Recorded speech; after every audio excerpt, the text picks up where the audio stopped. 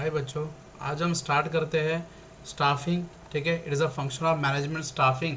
सो देखो, स्टाफिंग का ये थर्ड फंक्शन है मैनेजमेंट का। स्टाफिंग का मतलब होता है placing the right person for the right job. Staffing is a function of execution according to plan. ठीक है, जैसे प्लान एंड ऑर्गेनाइजेशन स्ट्रक्चर, जैसे ऑर्गेनाइजेशन का स्ट्रक्चर है और जैसा उसका प्लान है उसके हिसाब से हमको क्या होता है, अपने पास स्टाफ को अरेंजमेंट करना होता है। Means placing the right person for the right organisation structure. देखो, ऑर्गेनाइजेशन के स्ट्रक्चर में मतलब कैसा होता है, जहाँ पे स्ट्रक्चर ऑफ रिलेशनशिप होता है, नंबर ऑफ द पर्सन, तो उस स्ट्रक्चर में आपको यानी सही पर्सन को प्लेस करना है।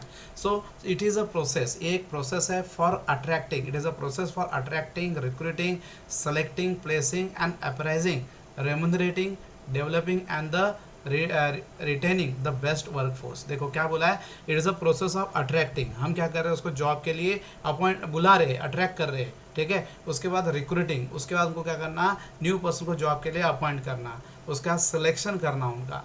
ठीक है, फिर प्लेसिंग मतलब सही जगह पे उसको प्लेस करना। समझो वो भी प्रोडक्शन में इंटरेस्ट है तो प्रोडक्शन के फील्ड में, मार्केटिंग में मार्केटिंग के फील्ड में उसको क्या ना प्लेस करना।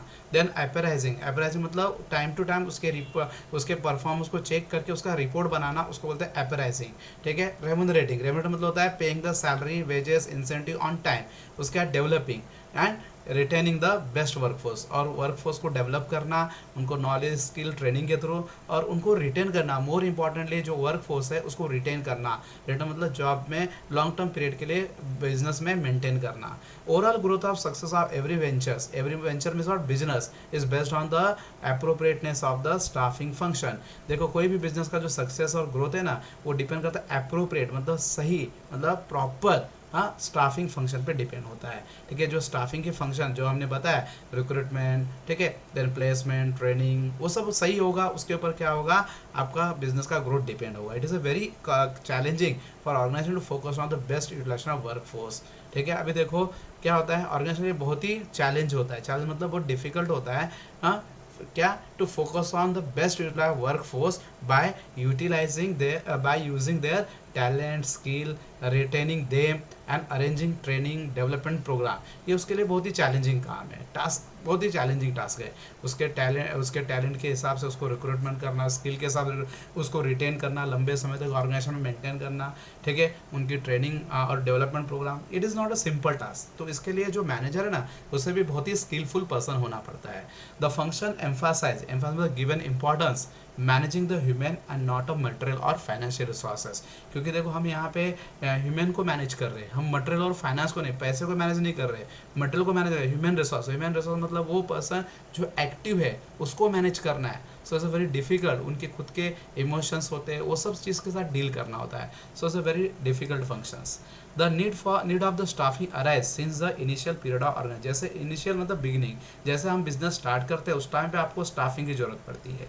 फिर उसके बाद स्टाफिंग की जरूरत कब पड़ती है, ड्यू टू द प्रमोशंस। अभी किसी का हमने प्रमोशन कर दिया, तो अभी समझो कोई प्रोडक्शन डिपार्टमेंट था, समझो मिडिल लेवल पे था, तो उसको हमने टॉप लेवल पे प्रमोशन कर दिया, तो मिडिल लेवल पे वैकेंसी हो गई। ठीक है, उसके बाद ट्रांसफर, समझो ये मुंबई में कोई वर्कर काम कर रहा है, उसको हमने दिल्ली में ट्रांसफर किया, तो मुंबई में वैकेंसी अराइज हो गई। बिजनेस एक्सपांशन, आपका बिजनेस बड़ा हो गया। पहले मेरे पास बिजनेस छोटा था तो 10 एम्प्लॉय काम कर रहे थे, अभी बिजनेस बड़ा हो गया तो मेरे को और एम्प्लॉय चाहिए, एडिशनल एम्प्लॉय, तो स्टाफिंग की जरूरत पड़ेगी। रिटायरमेंट, कोई रिटायर हो गया उसकी जगह नए पर्सन को प्लेस करना है। रिजाइन, किसने रिजाइन कर दिया है, एक्सीडेंट हो गया, डेथ हो गया, उसकी जगह नए एम्प्लॉय अपने को चाहिए। तो ये सब रीजन की वजह से क्या होता है, vacancy are created in the organisation. इसकी वजह से ऑर्गेनाइजेशन में क्या क्रिएट होती है, वैकेंसी। तो उस टाइम पे स्टाफिंग की जरूरत पड़ती है आफ्टर पीरियड। इनिशियल में स्टाफ की जरूरत पड़ती है, लेकिन आफ्टर पीरियड में स्टाफ की जरूरत क्यों पड़ती है, स्टाफिंग की जरूरत क्यों पड़ती है, इसके रीजंस बताए। In this contest staffing function play the very important role. तो इसका मतलब क्या है, स्टाफिंग बहुत ही इंपॉर्टेंट रोल है ऑर्गेनाइजेशन में।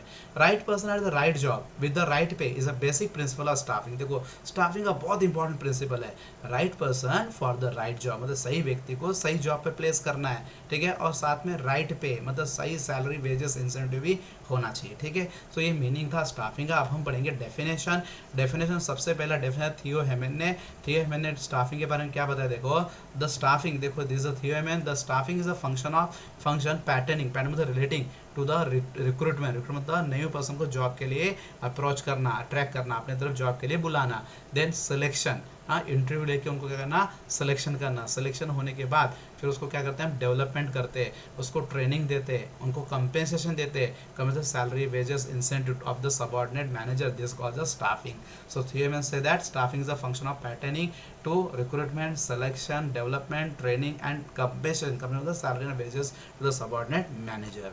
Next definition is by the according to Luther Gulick. Luther Gulick ने definition क्या दिया है, staffing is a whole personal function. staffing क्या है, ये human function है, मतलब human से related functions है. person मतलब human being of the bringing in, मतलब उन ह्यूमन बीइंग को क्या करना है, ऑर्गेनाइजेशन में ब्रिंग करना है, ऑर्गेनाइजेशन में अपॉइंट करना है.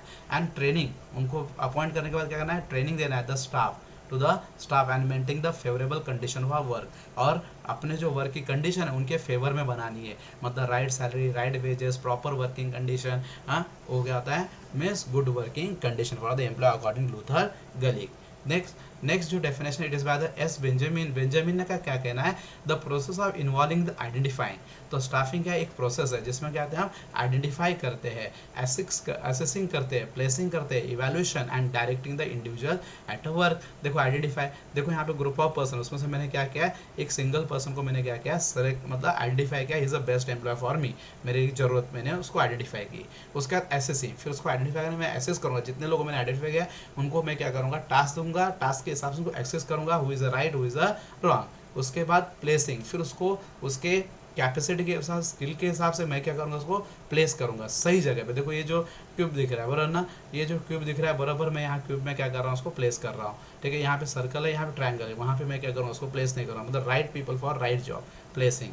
ठीक है, उसके बाद क्या करना, इवैल्यूएशन, मतलब जो काम कर रहा है उसको इवैल्यूएट करना, मतलब एम्प्लॉय के वर्क को इवैल्यूएट, मतलब उसको निरीक्षण करना. उसके हिसाब से हम क्या कर सकते हैं, कैसे इवैल्यूएट करते हैं, उसमें क्या गुड्स है, क्या बैड है, मतलब गुड है, फेयर है, ग्रेट है, ये हम कहते हैं इवैल्यूएशन करते हैं. एंड डायरेक्शन मतलब गिविंग द इंस्ट्रक्शन, गाइडेंस. तो हम क्या कहते हैं, स्टाफ को डायरेक्शन भी देते हैं, गाइडेंस देते हैं अकॉर्डिंग टू आवर प्लान.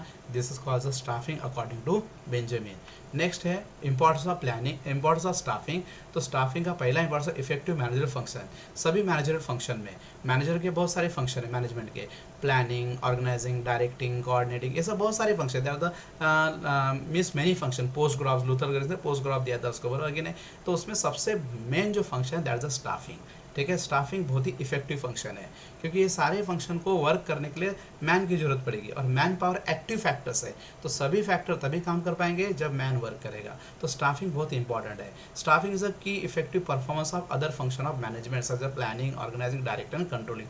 मतलब जो दूसरे फंक्शन मैनेजमेंट के उसको प्रॉपरली फंक्शन करने के लिए, उनको प्रॉपरली अप्लाई करने के लिए प्रॉपर स्टाफ का होना जरूरी है. ठीक है, कॉम्पिटेंट वर्कफोर्स, कॉम्पिटेंट मतलब सक्षम, जो कैपेबल वर्कफोर्स है, can work effectively in the different functional area.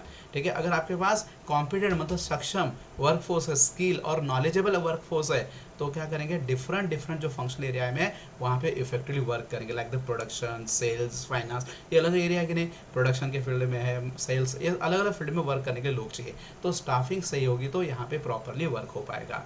The outcome of the other function is based on the effectiveness of staffing.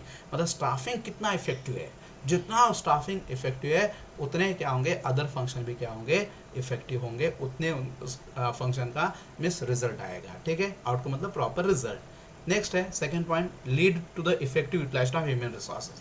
देखो ह्यूमन रिसोर्सेज अपने ऑर्गेनाइजेशन का एसेट्स है, तो उसका इफेक्टिव यूटिलाइज, इफेक्टिव कब बनेंगे, जो हमने गोल सेट किया, अगर वो गोल अचीव होता है बिकॉज ऑफ पर्टिकुलर पर्सन, मैंने समझो कोई पर्सन को जॉब पे अपॉइंट किया है, उसके आने से मेरे को क्या हो रहा है, बेनिफिट मिल रहा है, तो उसको बोलते हैं effective.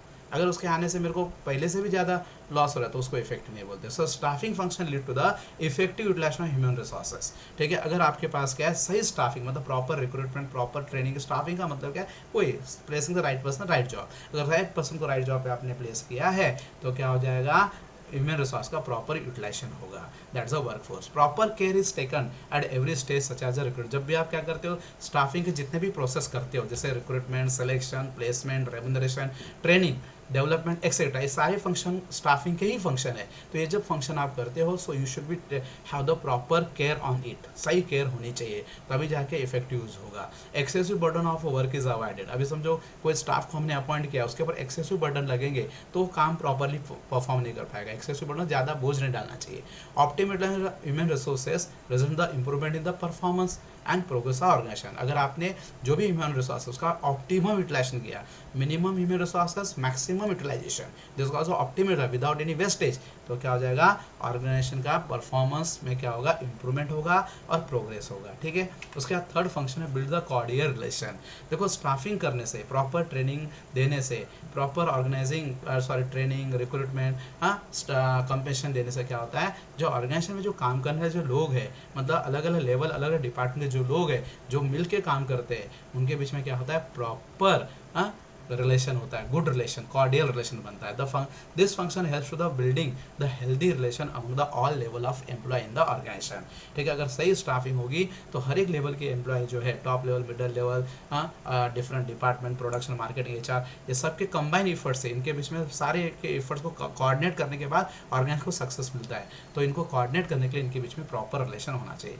The smooth human relation is key to the better communication coordinations. ठीक है, अगर अच्छा रिलेशन होगा तो उनके बीच में प्रॉपर कम्युनिकेशन होगा, प्रॉपर कम्युनिकेशन कोऑर्डिनेशन भी सही होगा। ठीक है, अब इसमें प्रोडक्शन वाला है, मार्केटिंग वाला है, इनके बीच में अच्छा रिलेशन है तो क्या होगा, दोनों एक दूसरे प्रॉपरली कम्युनिकेट करेंगे, आइडिया को एक्सचेंज करेंगे, तो इससे क्या होगा, मैनेज में क्या होगा, कोऑर्डिनेशन क्रिएट होगा of the manager efforts of organisation. Next है हेल्प ह्यूमन रिसोर्स डेवलपमेंट।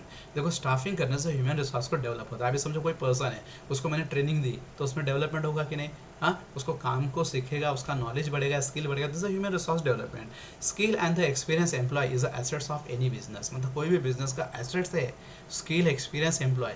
ठीक है, अनस्किल, अनएक्सपीरियंस, ऐसे एम्प्लॉय क्या होते हैं, बर्डन होते हैं ऑर्गेनाइजेशन के लिए।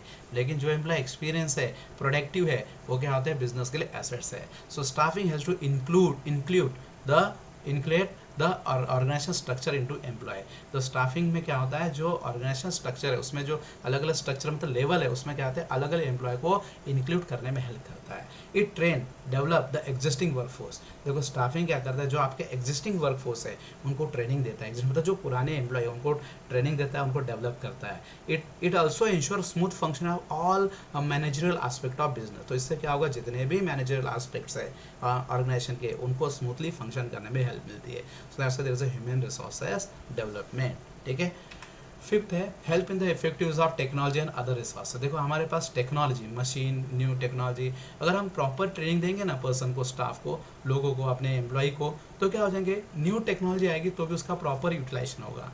और टेक्नोलॉजी का सही यूटिलाइज हो गया तो रिसोर्स का वेस्टेज अवॉइड होगा, अदर रिसोर्स के प्रॉपर यूटिलाइजेशन होगा। ठीक है, train employ can be use the latest technology. ठीक है, जो ट्रेन एम्प्लॉय है ना, लेटेस्ट टेक्नोलॉजी को यूज़ करते हैं। ठीक है, capital, material and methods of work effectively. It helps to building the competitive strength of organisation. देखो अगर एम्प्लॉय को प्रॉपर ट्रेनिंग दी है तो नई टेक्नोलॉजी, मशीन, मटेरियल, हर चीज़ का प्रॉपर यूटिलाइजेशन करते हैं, वेस्टेज अवॉइड करते हैं। सो इससे क्या होगा, it build the competitive strength of organisation, जिससे बिजनेस को प्रॉफिट बढ़ेगा, उसका बेटर रिजल्ट आएगा। तो इससे ऑर्गेनाइजेशन क्या होगा, कॉम्पिटिशन करने के लिए मजबूत होगा। स्ट्रेंथ मतलब मजबूत। It also help in the improve the standard of work. तो वर्क का स्टैंडर्ड बढ़ेगा। देखो हम पहला ओल्ड टेक्निक से काम कर रहे थे तो हमारा स्टैंडर्ड लो था, लेकिन हम न्यू टेक्निक यूज़ कर रहे हैं तो हमारा स्टैंडर्ड बढ़ेगा। ठीक है, जैसे देखो अभी पहला हम क्या करते हैं, क्लासरूम में पढ़ते थे, अभी क्या कर रहे हैं, हम ऑनलाइन पढ़ रहे हैं, तो अपना स्टैंडर्ड बढ़ गया। इससे क्या बढ़ेगा, इससे क्या फायदा होगा, इससे प्रोडक्टिविटी बढ़ेगी in term of quality and quantity. आपकी क्वालिटी भी बढ़ेगी, क्वांटिटी में भी इंप्रूवमेंट होगा।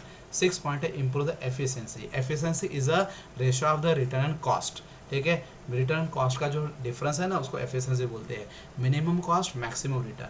अभी देखो मैंने एम्प्लॉय को ट्रेनिंग दी है तो एम्प्लॉय की काम करने की क्षमता बढ़ेगी, तो इसको बोलते हैं एफिशिएंसी। तो जिससे वेस्टेज अवॉइड होगा, कॉस्ट भी कम होगा, और इससे क्या बढ़ेगा, एम्प्लॉय की स्पीड बढ़ेगी, एम्प्लॉय की क्वांटिटी और क्वालिटी दोनों बढ़ेगी। So train and develop programmes, training and development programme are offer to the employ for self development and organisation development. देखो हम एम्प्लॉय को टाइम टू टाइम क्या करते हैं, स्टाफिंग में ट्रेनिंग देते हैं और डेवलपमेंट प्रोग्राम उनको ऑफर करते हैं, जिससे क्या होगा, उनका खुद का तो डेवलपमेंट होता है प्लस ऑर्गेनाइजेशन का भी डेवलपमेंट होता है। Through the proper selection the organisation get the quality employ and through the proper training the performance level of employ can be improve. अगर आप सही तरीके से सिलेक्शन करते हो तो इससे आपको सही एम्प्लॉय मिलेंगे, और टाइम टू टाइम उस एम्प्लॉय को ट्रेनिंग देते हो तो इससे क्या होगा, एम्प्लॉय के परफॉर्मेंस में इंप्रूवमेंट होगा। सो that's Y improve the efficiency. अगर उसका परफॉर्मेंस बढ़ेगा, कॉस्ट कम होगा, एफिशिएंसी का वेस्टेज कम होगा, तो एफिशिएंसी ऑटोमेटिकली बढ़ेगी।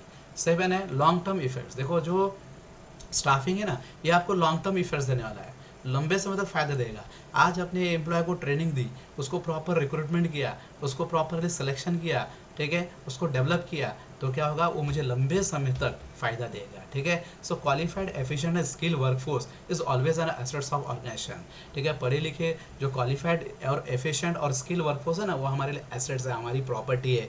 Proper selection of employ lead to the organisation towards the path of success. अगर आपने सही एम्प्लॉय को सिलेक्शन किया ना, तो ऑर्गेनाइजेशन को सक्सेस के राह पे लेके जाता है। He can be drag the organisation into the path of the success. ठीक है, खुद तो सक्सेस होता है, प्लस ऑर्गेनाइजेशन को भी सक्सेस की राह पे लेके जाता है। ठीक है, naturally long term positive effect can be observe on the efficiency of organisation. तो लॉन्ग टर्म जो पॉजिटिव इफेक्ट्स है ऑर्गेनाइजेशन में कैसे दिखता है, उसकी एफिशिएंसी। अभी ट्रेंड जो एम्प्लॉय लंबे समय तक प्रॉपरली वर्क करता है, एफिशिएंसी जनरेट करता है, तो एफिशिएंसी से हमको दिखाई देता है कि एम्प्लॉय क्या कर रहा है, आपको लंबे समय तक फायदा दे रहा है। उसका है essential contribution. So staffing ensure the continuity and growth of the organization through the development of employee। देखो स्टाफिंग करने से क्या होता है, एम्प्लॉय का डेवलपमेंट होता है, और इससे क्या होता है, ऑर्गेनाइजेशन का कंटिन्यू ग्रोथ होता है, कंटिन्यूस ग्रोथ हो जाता है। ठीक है, selection is based on the ability of prospective employ. जब हम कोई भी एम्प्लॉय को सिलेक्ट करते हैं तो कैसे सिलेक्ट करते हैं, उसके एबिलिटी के बेस पे, कोई पर्सनल टच के पर्सनल बायस के हिसाब से नहीं करते, बायस नहीं करते। वहाँ पे क्या करते हैं, मीन्स उसके मेरिट के हिसाब से हम क्या कहते हैं, उसको सिलेक्ट करते हैं। So that organisation can meet the future challenge wisely. तो अगर ऐसे एम्प्लॉय आपने अपॉइंट किए जो उसके एबिलिटी के हिसाब से, तो फ्यूचर के होने वाले जो चैलेंजेस, मुसीबतें, प्रॉब्लम्स है, उसको हम इजीली लड़ सकते हैं, फाइट कर सकते हैं। Therefore contributions of staff is in the future future role is taken to account in the staffing function. जब हम स्टाफिंग करें तो फ्यूचर में उसका क्या रोल है, ऑर्गेनाइजेशन में उनका क्या रोल है, you should be take into account. So essential contribution to the organisations. 9 provide the job satisfaction. अगर हम क्या करते हैं, कोई पर्सन को प्रॉपर ट्रेनिंग देते हैं, उसको वो अच्छा परफॉर्मेंस करके देता है, अगर वो बेटर परफॉर्मेंस करेगा तो हम उसको क्या देते हैं, कंपेंसेशन देते हैं। स्टाफिंग में कंपेंसेशन भी बहुत इंपॉर्टेंट पॉइंट्स है।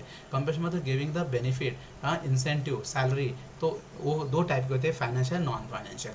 इससे क्या होगा, एम्प्लॉय को सेटिस्फैक्शन मिलेगा। Employee can be motivate through the financial and non financial incentive.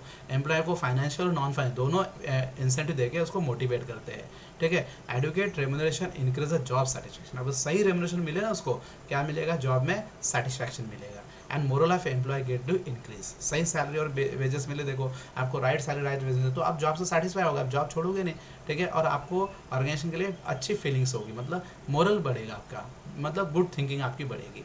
Training and development programmes, fair remuneration, job security are the factor which important to provide the job satisfaction. देखो किसी भी job से आप satisfy कब होते हो, when there is a proper training and development programme, fair remuneration, सही salary wages है, एंड जॉब सिक्योरिटी। सबसे इंपॉर्टेंट, जॉब में आप सिक्योर्ड हो, आपका जॉब सुरक्षित है, मतलब you are the kept in the job for the permanent period. So this all factor helps can be lead to the job satisfaction. So that's why staffing include all these factor. That means job staffing provide the job satisfaction.